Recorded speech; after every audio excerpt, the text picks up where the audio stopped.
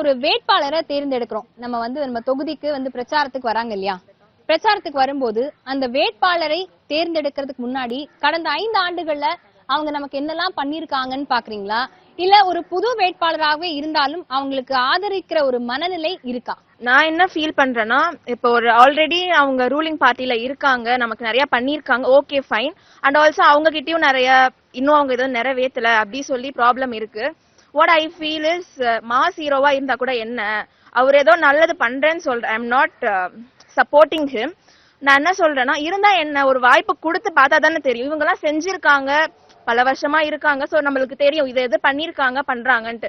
இவருக்கு ஒரு வாய்ப்பு கொடுத்தாதான் இவரு என்ன பண்ணுவாரு அப்படின்றது நமக்கு தெரியும். மேபி பிடிச்சா அடுத்தும் அவர் வரட்டும், பிடிக்கலையா நீங்க யாருக்கு பிடிக்குதோ போடுங்க.